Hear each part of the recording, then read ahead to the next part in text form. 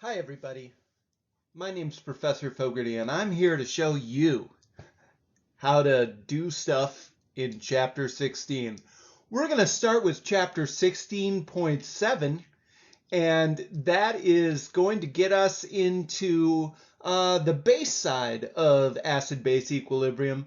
And let me tell you something, it's going to be fantastic. So as we can see, we're going to both drop the base and do some icebox. All right, stop. Collaborate and listen. Professor Fogarty's back with a brand new edition. Something. Icebox is dropping it hotly. Flow like a hawk, move daily and nightly. Will it ever stop? Yo, I don't know. Let's find KA and KB. Okay, that didn't rhyme. It wasn't very good. I apologize for all of that. But at least now you're paying attention, right? Anyways, this is Chapter 16, Section 7. Are you guys ready? Let's roll. So, let me get to the PowerPoint. Boop. Ding. Okay, I'm going to do a little review. You have probably already seen a video in which we've discussed the autoionization of water, but I thought it was good to recap some of the stuff we learned so that you got a little bit more of an idea of what's going on, okay? So, we have over here, if we can follow my little mouse pointer, we have two H2Os which can interact to free up H3O plus and OH minus. What this autoionization equation tells us is that whenever we have water around, this is happening, okay? And so when we talk about the pH of a solution, which you have already learned how to do, we also could talk about the concentration of OH minus in that solution. So what happens is we can describe the equilibrium constant as the multiplication of OH minus over H3O plus. Remember, equilibrium constants are products over reactants, but because our reactants are pure liquid water, remember we do not write pure liquids in the reactants part of our equilibrium constant. It is products over 1 because there are no aqueous reactants. There's just pure liquids. So therefore our product formula gives us 1.008 times 10 to the minus 14th. Now this is at 25 degrees Celsius. If we change the temperature, that would change as well, that number. We therefore know that at equilibrium, the amount of OH minus should be equal to H3O plus in a neutral solution. A neutral solution has a pH of 7, therefore we could also say it has a pOH of 7 because the concentrations are equal and thus the pH and pOH are equal. And it is also important to remember our vocabulary word that water is amphoteric, meaning it can either gain a proton and act like a base, or it can lose a proton acting like an acid. So if we look at different solutions, and unfortunately my color coding doesn't line up perfectly here, but bear with me.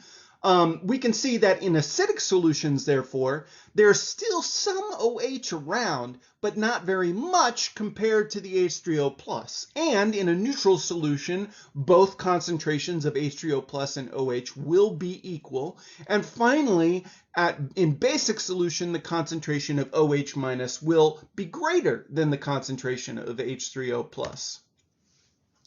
So what happens to this equilibrium if I add H3O plus? Which way will it shift? If we remember Le Chatelier's principle, if we add H3O plus to our product side, it will shift the reaction to the reactant side, meaning the concentration of OH minus will decrease. Okay, and that explains why an acidic solution in which we've added extra H3O plus has OH minus concentration that is really small comparatively because the two must multiply together to get the same number always.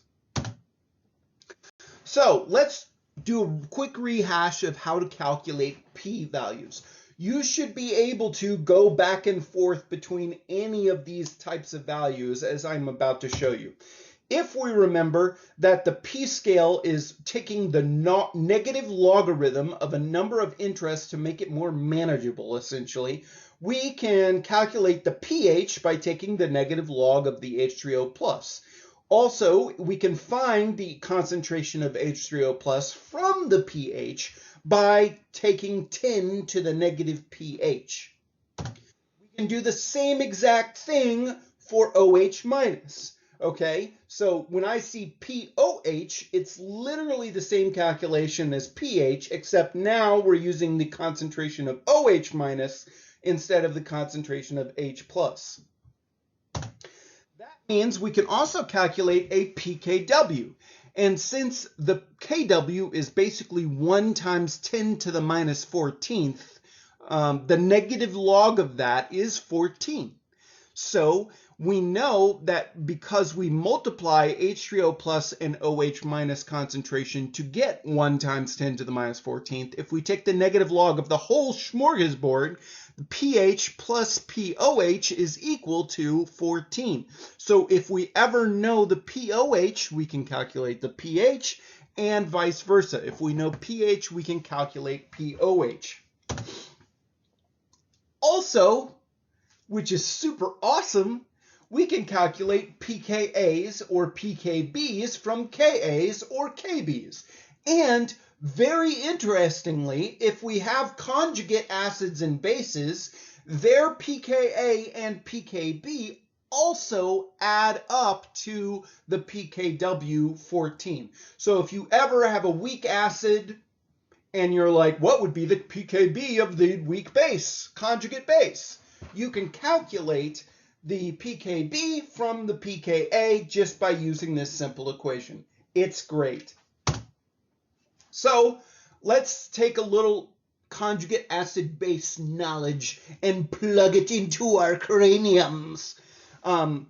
Yeah, I'm being extra zany today. Just bear with me. I'm locked in my house. It's cray-cray out there, and like Lord of the Flies is everywhere, and so I'm wearing a purple wig and all of that stuff. It's, you know, I mean, woo, surreal life. You know what I'm saying? So anyways, if we have an acid equilibrium, so for instance, here we have HF interacting with water to form our acid, the H3O+, and the conjugate base. And we can see the relationship. Because H2O is accepting a proton from HF, it is acting as a base and forming its conjugate acid.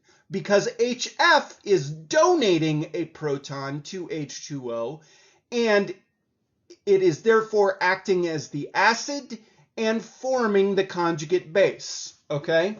So, and I have everything labeled as conjugate, conjugate, conjugate, and that sometimes generates some confusion. I tend to think of conjugates as pairs. You have HF and F-, the acid and the base, and they are both conjugates of one another. You have water and H3O+, where water is the base and H3O+ is the acid, and they are both conjugates of each other.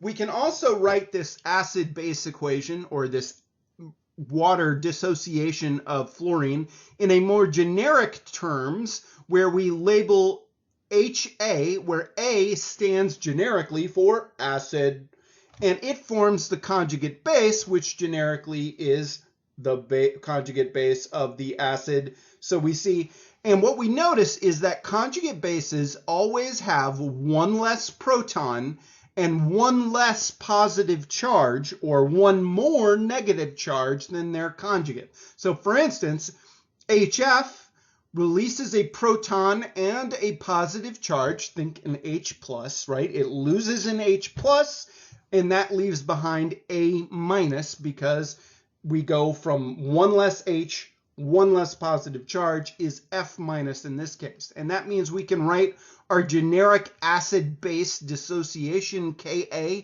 equilibrium as this orange box right here.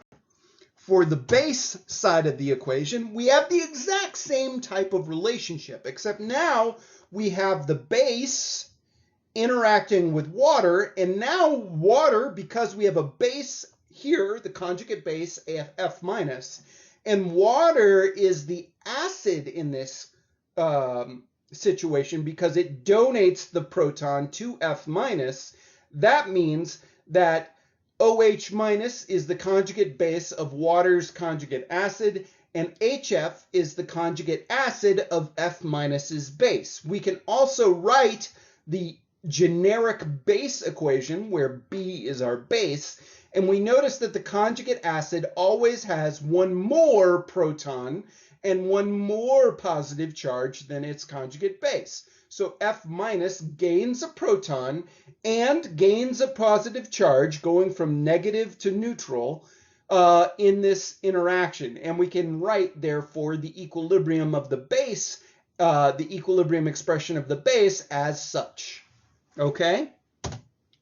Now, let's talk a little bit about conjugated acid-base pairs. So I've already talked a little bit about this in other slides, but let's dig in a little bit more. So we have the acid-base equation right here, and we have the two respective equilibria. Now, I've only got the acid equilibrium written at the top right now, and we can see that its Ka, its equilibrium constant, is 6.31 times 10 to the minus fourth, or 0.000631.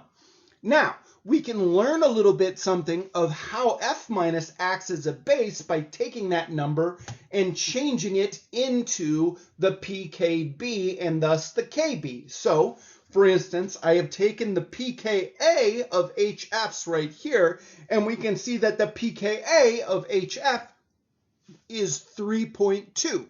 Now, 3.2 is a relatively low Ka, a relatively acidic pH, and that tells us that it's a relatively strong acid. So pKa's, if you think of them like they're almost pHs, they give us insight into how strong the acid is. The lower the pKa, so a pKa of 1 is a stronger acid than a pKa of 3.2.